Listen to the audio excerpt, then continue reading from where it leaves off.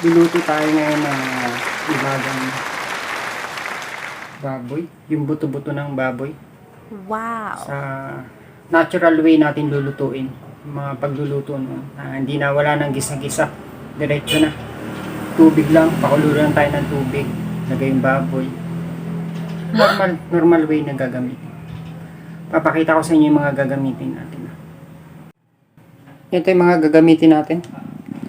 Ito na yung ribs ng baboy. Buto-buto, hiwa na siya. Ito na yung ricado niya. Yung repolyo. Tsaka yung kamatis. Nilagay ko na dyan. Kaya na lang natin mamaya. Tsaka itong patatas. Hiniwa ko na. Siguro naman di ko na ituturo kung paano pa hiwain. Alam mo, dali lang naman to. Tsaka sibuyas. Tsaka yung kamatis. Paminta. Patis. Mantika. Tsaka soy sauce. Hindi ko naman gagamitin yan. Tinuro ko lang. Yung asin. Pwede natin. Tsaka itong tubig. Buboid lang natin ng konti.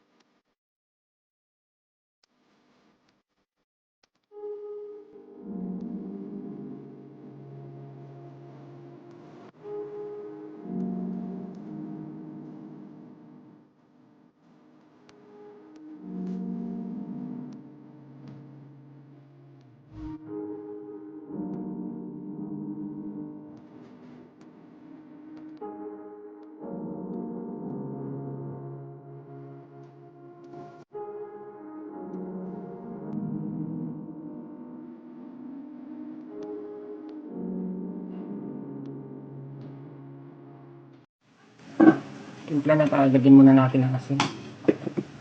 Para lumasa siya.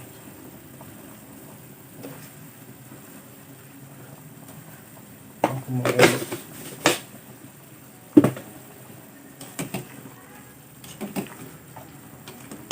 Patis.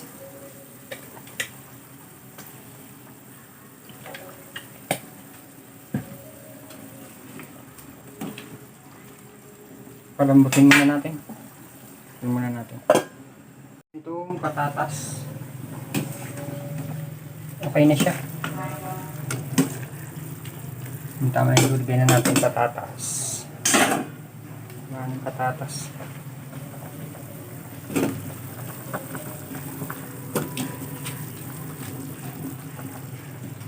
Ito lang natin siyang lumambot.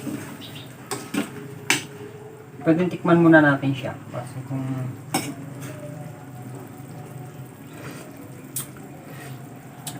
okay na. Okay, tikman lang muna natin. Pwede na to, malambot na. Malambot na itong mga wakat. Lagay na natin ngayon ang repolyo.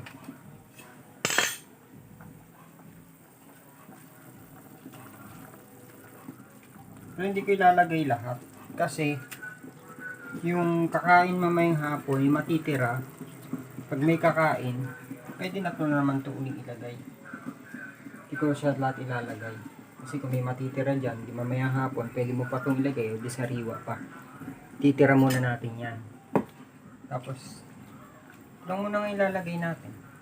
Tapos pakukuluin lang natin.